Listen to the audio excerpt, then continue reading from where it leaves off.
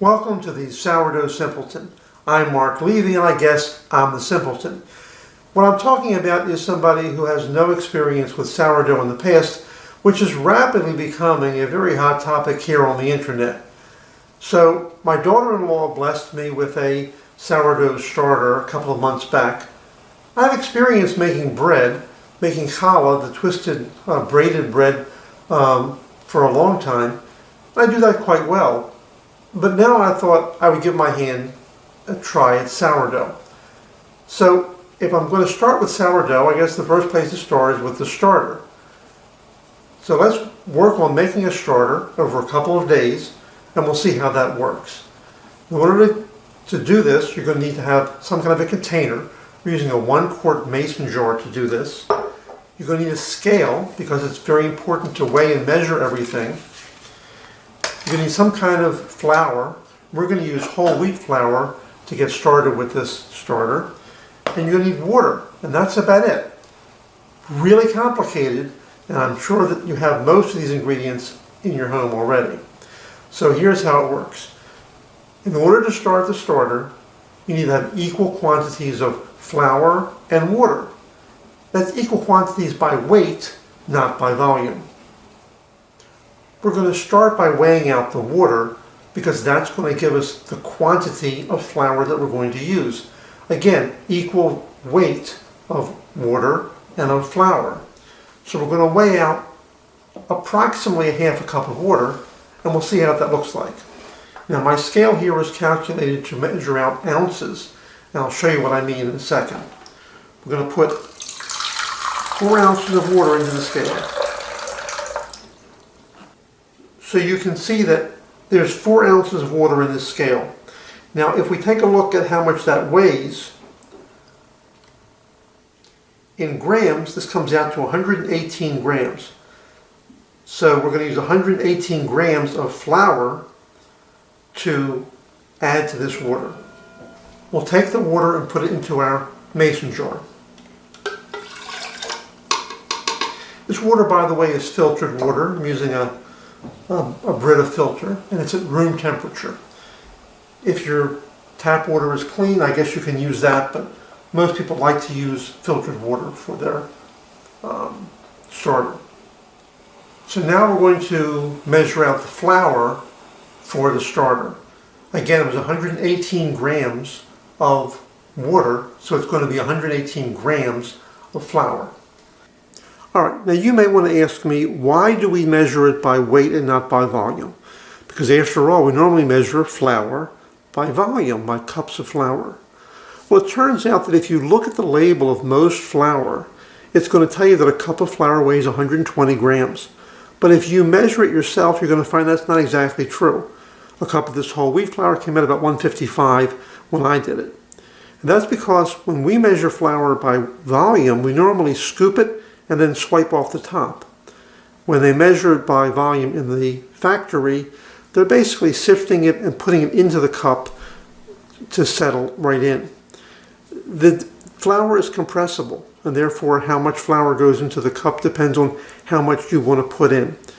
Measuring by weight is much more accurate, and we're going to start with measuring by weight now, and when we go through baking, we're going to continue to measure flour by weight, not by volume. Although if we have some rough equivalents, we can talk about them, but in general, for the best results, you want to weigh flour rather than measure it in volume.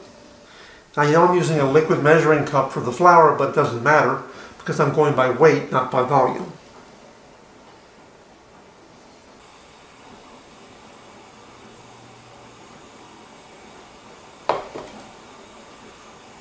So now I have 118 grams of flour in my measuring cup. And if you see the measuring cup, I can take it and give it a little shake.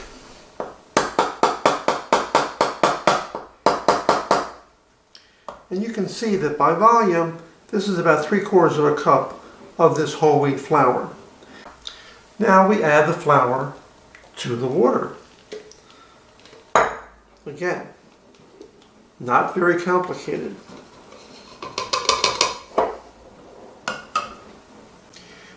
So there's what it looks like when it's been added in. You can see just sitting on the surface.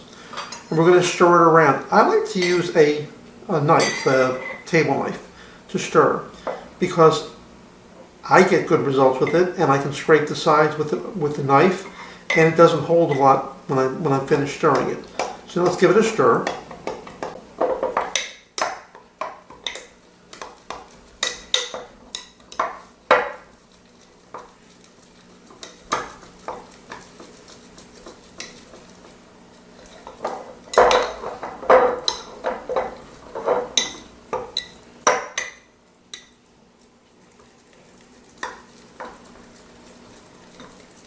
So what we have is a paste,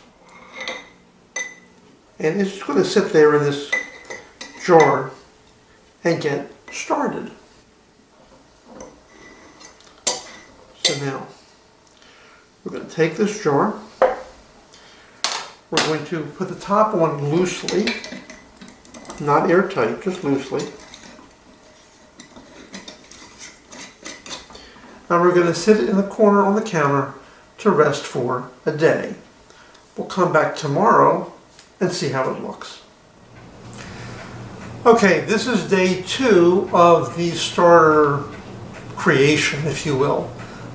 Once again, we started off by putting 118 grams of whole wheat flour and 118 grams of water into this mason jar. It's sat for a day now, and when you open it up, you get a little bit of a funky smell if you smell it. Kind of like old gym shoes or something, and there's a little bit of moisture on top. Now today I'm going to be adding food to it. I'm not taking anything away. Tomorrow that's going to change, so we'll get there tomorrow. But for right now, 118 grams of flour. Now we started off this starter with whole wheat flour, but I'm feeding it with all-purpose flour, and just as with the whole wheat, this is unbleached all-purpose flour and 118 grams of room temperature water. So first of all, why all-purpose? Why whole wheat? So the whole wheat flour has more natural yeast in it, so it just seems to work better to start things out. But once you've started out, the all-purpose flour is certainly fine, and it mixes better anyway. It should be unbleached all-purpose flour. The bleaching that they use to make flour can reduce the ability for it to germinate with the yeast. And the water, I filter it because of the chlorine in the tap water. Some people say you can use it if it isn't too bad. We have a filter anyway, so I just go ahead and use it, quite frankly. So we mix this one up. Now, by tomorrow, if all's well, we're going to begin seeing some more activity.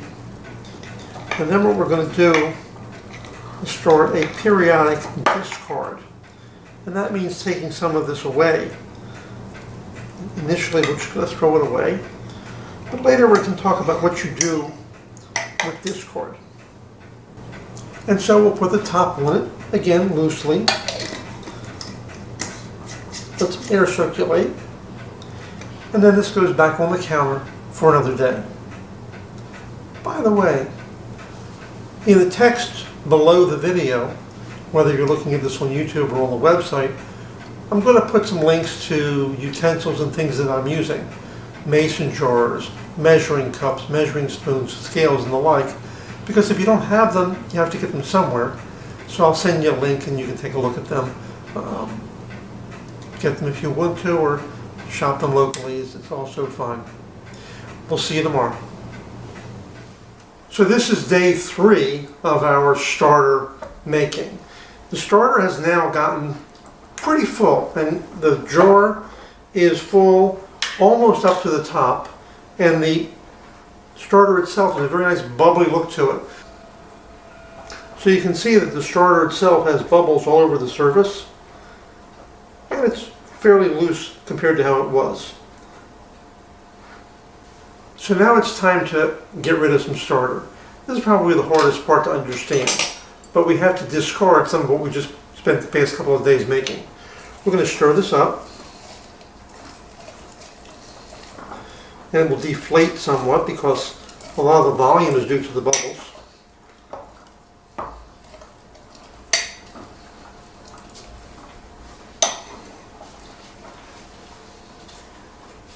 We're going to pour out about a cup, 3/4 of a cup, about half of what's in here basically.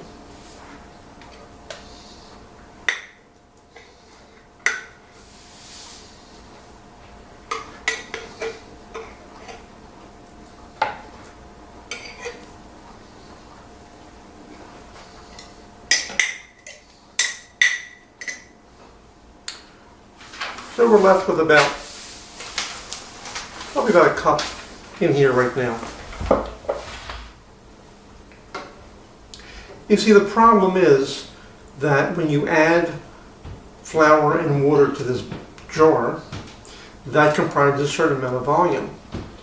The yeast metabolize what's in the flour, produce waste products, which is the hooch or liquid on top of the starter, and then you have to feed it again. But there are waste products there, and you wouldn't want to eat with waste products sitting around, neither do the yeast. So you have to empty out some of what's there and then refeed it. So now we've emptied out about half of what was in this jar, and we're going to replace that with some nice fresh flour. This is all-purpose flour. Again, we started with whole wheat, but from there on out we use all-purpose flour and water, each measured to 118 grams.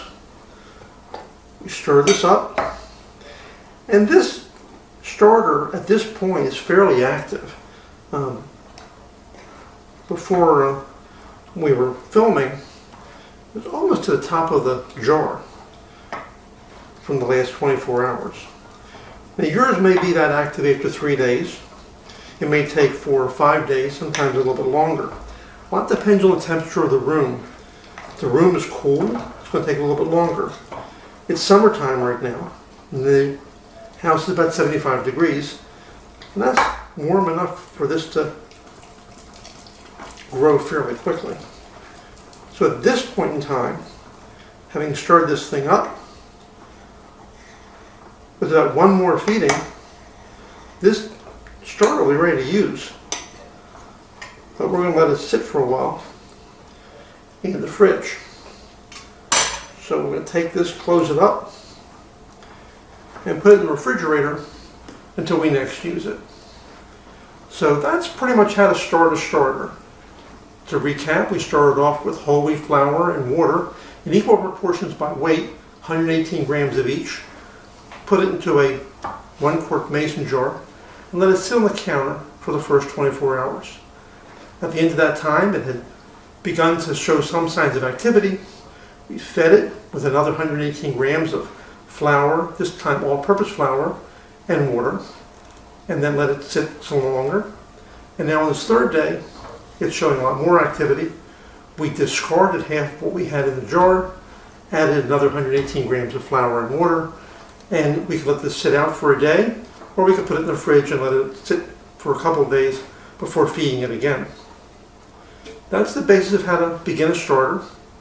And from here, as I said at the beginning of this initial episode, the Sourdough Simpleton is designed for people like me, maybe people like you, who are just starting out with sourdough. Please look at the videos that are on this site. We're going to post on YouTube. We have a website, which is sourdoughsimpleton.com, and let me hear from you. You can email me at marc, at sourdoughsimpleton.com, and let me hear from you and your experiences and your questions. We'll try to address them in future episodes, and we'll give some recipes and some ideas. I want this to be a site where you help me help you to understand sourdough, which isn't as mysterious as it sounds, but it sure can sound that way. That's it for today. We'll see you next time on the Sourdough Simpleton.